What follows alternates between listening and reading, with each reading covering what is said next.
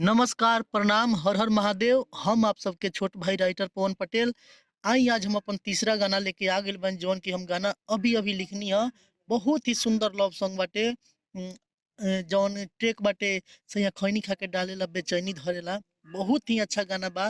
गाना के नाम बा भाई मारी लोल कूच कूच के।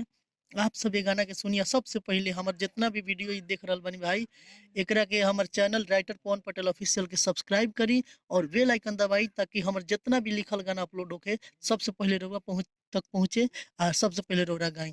टाइम मुखड़ा देखल घारावा के लोगावा करत बावे पहारा, ओइ हो जनी मिले आल खतरा बताहरा। फिर से देखिए, घरावा के लोगावा करत बावे पहारा, ओइ हो जनी मिले यार खतरा बताहरा।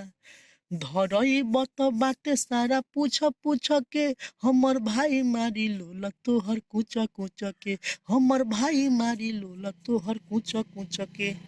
ये मुखड़ा हो गया। अंतरा एक देखिए, अब बात होता तो हसे चोरऊ का मोबाइल से, मिले जदी यही बत पिटई बड़े सटाइल से। आइए फिर से, अब बात होता तो हसे चोरऊ का मोबाइल से, मिले जदी यही बत पिटई बड़े सटाइल से। होई व्यवस्था तोहर सब कुछ के, हमर भाई मारी लोला तोहर कुछ कुछ के।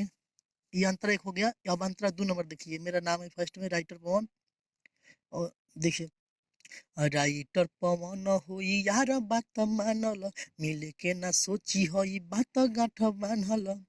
एक बार और देखिए, राइटर पवन हो। देखिए यहाँ पे मेरा डबलिंग नाम नहीं कीजिएगा। जो सिंगर गाएगा वो अपना नाम रख लेगा, ठीक है। एक बार हमारा नाम और दूसरा में अपना नाम डाल देगा।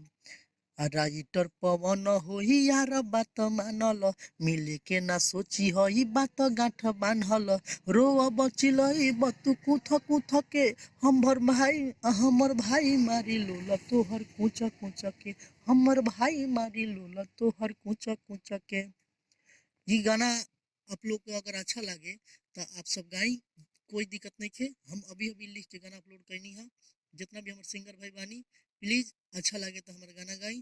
और अगर पर्सनल गाना ले के बा तो हमारे नंबर पर कांटेक्ट करी। हमारे नंबर पर 87 096 61 624।